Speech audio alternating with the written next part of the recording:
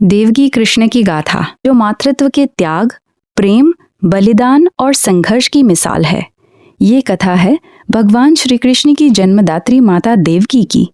ये कोई साधारण कहानी नहीं, बल्कि उस माँ की है जिसने 6 बच्चों को अपनी आंखों के सामने मरते देखा, 7वें को त्याग दिया, 8वें को जन्म देते ही विदा कर दिया, फिर भी कभी शिकायत नहीं की। जेल की अंधेरी दीवारों के बीच क्रूर भाई कंस की तलवार के साये में उसने मातृत्व का दीपक जलाए रखा। ये कथा की एक माँ के पूरे जीवन की है, जो हजारों वर्षों तक मानवता को प्रेरणा देती रहेगी, क्योंकि ये कथा आपका हृदय को छू लेगी। बने भगवान ने वादा किया था कि वे उनके पुत्र के रूप में अवतरित होंगे, लेकिन इस जन्म में कठिनाइयां भी साथ थीं। मथुरा में उग्रसेन के पुत्र कंस का अत्याचार चल रहा था। देवकी उग्रसेन की भतीजी, उनकी शादी वसुदेव से हुई। विवाह के समय कंस ने रथ चलाया। अचानक आकाशवाणी हुई, हे कंस, जिस बहन को तू रथ पर बिठाई जा रहा है, उसका 8वां पुत्र तुझे मार डालेगा। कंस क्रोध से पागल हो गया, तलवार निकाली और बहन को मारने को उद्यत हुआ। वसुदेव ने प्रण किया कि हर बच्चा उन्हें सौंप देंगे। कंस ने बहन बहनोई को कारागार में डाल दिया। देवकी जानती थी कि उनका पुत्र भगवान है, फिर भी माँ का हृदय क्या जाने।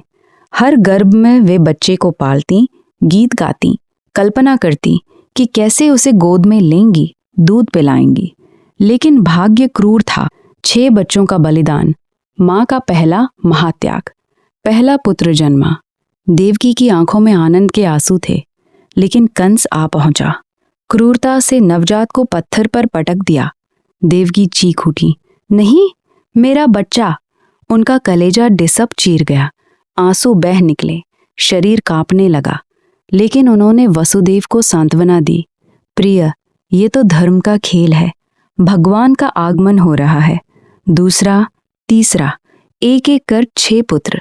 हर बार वही दृश्य, जेल की ठंडी दीवारें, अंधेरा, कंस की क्रूर हंसी। देवकी हर गर्भावस्था में मां बनने की खुशी महसूस कर सोचती, लेकिन जन्म होते ही कंस आ जाता, बच्चे को छीन लेता, मार डालता। कल्पना कीजिए उस मां की पीड़ा, जिसने 9 महीने तक रक्त मांस से पुत्र को पाला, उसे एक पल में खोना। फिर भी देवकी टूटी नहीं। वे रोती, लेकिन प्रार्थना करती, हे प्रभु, मेरे बच्चे आपके चरणों में सदा सुरक्षित रहें।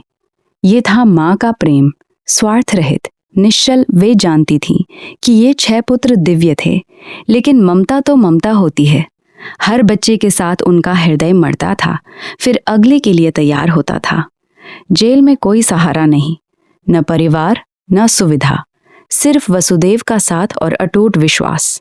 ये संघर्ष था, मातृत्व का संघर्ष। 7वां पुत्र, योग माया और रोहिणी का त्याग। 7वां गर्भ। देवकी की आशा बढ़ी, लेकिन भगवान की लीला अद्भुत थी। योग माया ने गर्भ को रोहिणी के पास स्थानांतरित कर दिया। देवकी ने महसूस किया कि पुत्र उनकी कोख से चला गया। हृदय व्यथित हुआ, लेकिन खुशी भी, कम से कम एक बच्चा बचा। वे बोली, मेरा पुत्र सुरक्षित रहे, भले मुझे न मिले। ये त्याग का चरम था। माँ का प्रेम कभी स्वार्थी नहीं होता। रोहिणी माता बनी, बालराम का जन्म हुआ। देवकी ने कभी ईर्ष्या नहीं की। उन्होंने सोचा, मेरा लाला किसी के पास पल रहे, बस सुरक्षित रहे। जेल की सलाखों के बीच देवकी प्रार्थना करती, हे योग माया, मेरे बच्चों की रक्षा करना। उनका संघर्ष अब और गहरा हो गया था। 8वें पुत्र का जन्म, दिव्य लीला, भाद्रपद कृष्ण अष्टमी, घनघोर अंधेरी रात, तूफान, बिजली, वर्षा, मथुरा का कारागार। देवकी प्रसव पीड़ा में थी। वसुदेव उनके पास थे। अचानक जेल के द्वार खुल गए, पहरेदार सो गए, दिव्य ज्योति छा गई। भगवान कृष्ण जन्मे, चतुर्भुज रूप में, शंख, चक्र, गदा, पद्म धारण किए। देवकी वसुदेव ने स्तुति की। भगवान ने कहा, माता, मुझे गोकुल ले जाओ, यशोदा के पास, कंस से बचाओ। देवकी ने नवजात को छाती से लगाया। एक पल के लिए ममता जागी, मेरा लाला, कितना सुंदर। आंसू बह निकले। उन्होंने उसे दूध पिलाने की कल्पना की, लेकिन त्याग किया। जा बेटा, संसार का कल्याण कर, माँ का आशीर्वाद सदा तेरे साथ। वसुदेव यमुना पार ले गए, कृष्ण को यशोदा के पास रखा, उनकी कन्या लेकर लौट आए। कंस आया, कन्या को पत्थर पर पटका, लेकिन वो आकाश में चली गई और बोली, तेरा मारने वाला जीवित है। देवकी ने फिर से पुत्र खोया, लेकिन इस बार त्याग के लिए। उन्होंने कभी रोकर शिकायत नहीं की, बस प्रार्थना, मेरा कान्हा सुरक्षित रहे। जेल में माँ का निरंतर संघर्ष। वर्षों तक देवकी जेल में रहीं। बाहर कृष्ण की लीलाएं होती, पूतनावध, शकटासुर, गोवर्धन, रासलीला। देवकी सुनती और आनंदित होती, मेरा लाला बड़ा हो रहा है, लेकिन हृदय में पीड़ा, काश मैं उसे गोद में ले पाती। वे रोज वसुदेव से कहती, प्रिय, हमारे पुत्र की रक्षा हो रही है ना? कंस की क्रूरता बढ़ती गई, देवकी को यातनाएं दी जाती, लेकिन वे अटल रहीं। माँ का प्यार शक्ति बन गया। बिना देखे, बिना छुए, हृदय से पुत्र को पालना, ये मातृत्व का सर्वोच्च रूप है। कल्पना कीजिए रातों को जागकर देवकी का रोना, मेरे 6 बच्चे, 7वां दूर, 8वां पराया। फिर भी वे मुस्कुराती, क्योंकि जानती थीं कि ये लीला है। कंस वध और मिलन। अंततः कृष्ण और बलराम मथुरा आए। कंस का वध हुआ। देवकी जेल से निकली। वर्षों बाद पुत्र को देखा। कृष्ण ने माँ को गले लगाया। देवकी रो पड़ी, आनंद के आंसू, 6 बच्चों की याद, त्याग की पीड़ा। कृष्ण बोले, माता, आपका त्याग अमर है। देवकी ने पुत्र की सेवा शुरू की, लेकिन अब भी ममता पूरी नहीं हुई। यशोदा ने पाला था, दूध पिलाया था। देवकी ने कभी ईर्ष्या नहीं की।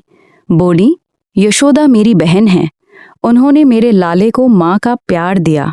यशोदा के साथ मातृत्व का विस्तार। देवकी और यशोदा 2 माताएं, एक ने गर्भ दिया, दूसरी ने जीवन। देवकी का त्याग यहाँ चरम पर था। वे यशोदा को सम्मान देती, दोनों मिलकर कृष्ण की लीलाओं पर चर्चा करती। मातृत्व का अर्थ समझाती ये कथा। रक्त से ज्यादा प्रेम मायने रखता है। महाभारत में माँ का चिंतन और बलिदान। कृष्ण पांडवों के सारथी बने, द्वारका गए। देवकी चिंता करती, पुत्र युद्ध में, लेकिन वे जानती थीं धर्म की जीत जरूरी है। पुत्र को युद्ध भेजना भी माँ का बलिदान है। कुरुक्षेत्र के बाद वे पुत्र के साथ थीं, लेकिन हृदय में युद्ध की पीड़ा। यादव वंश का अंत और अंतिम त्याग। यादवों का विनाश। वसुदेव का देहांत। देवकी ने सती होने का निर्णय लिया। पुत्र के दिव्य कार्य पूरे हो चुके थे। माँ का अंतिम प्रेम। पुत्र के बिना जीवन व्यर्थ। वे कृष्ण के साथ दिव्य लोक चली गईं। अमर संदेश। देवकी की कथा सिखाती है कि माँ का प्रेम त्याग है, संघर्ष है, बलिदान है। वो बच्चे के लिए सब कुछ छोड़ देती है। आज भी हर माँ देवकी जैसी है, चुपचाप सहती, पुत्र कन्या के लिए जीती। हे श्रोताओं, इस कथा को सुनकर अपनी माँ का सम्मान कीजिए। जय श्री कृष्ण। जय माता देव।